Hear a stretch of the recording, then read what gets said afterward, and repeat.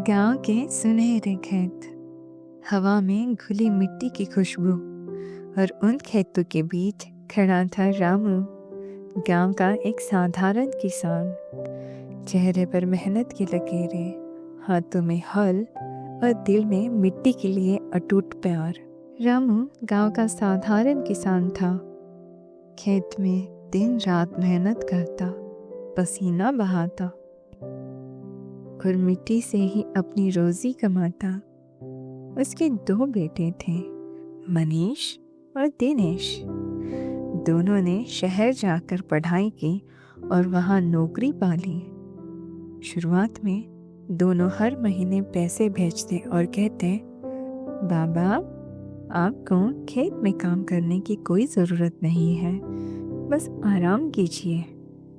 राम मुस्कुराता और फिर भी हल उठाकर खेत में उतर जाता। लेकिन धीरे धीरे बेटों की बातें बदलने लगी। मनीष ने फोन पर कहा, बाबा अब गांव छोड़ दीजिए, हमारे पास आ जाइए। गांव में क्या रखा है, बस कीचड़ और परेशानी। दिनेश ने भी जोड़ा, खेत बेच दीजिए, उससे अच्छा फ्लैट खरीद लेंगे, हमारी जिंदगी आसान हो जाएगी। उस दिन रामू चुप रह गया। उस रात उसने मिट्टी की ढेरी उठाई और देर तक सूंघता रहा।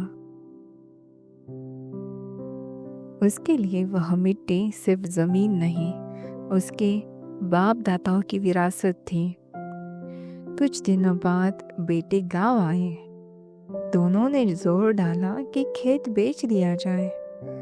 रामू ने हल्की आवाज में कहा, बेटा तुम दोनों मेरी आंखों के तारे हो, लेकिन याद रखना, जो मिट्टी हमें जन्म देती है उसे बेचने से इंसान की जड़ें कट जाती हैं।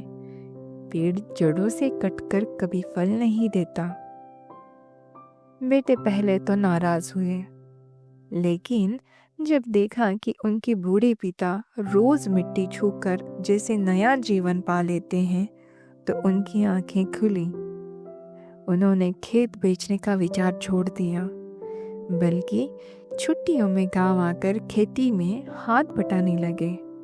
मनीष ने कहा, बाबा मिट्टी की गंध हमें भी चाहिए, शायद यही हमें इंसान बनाए रखेगी।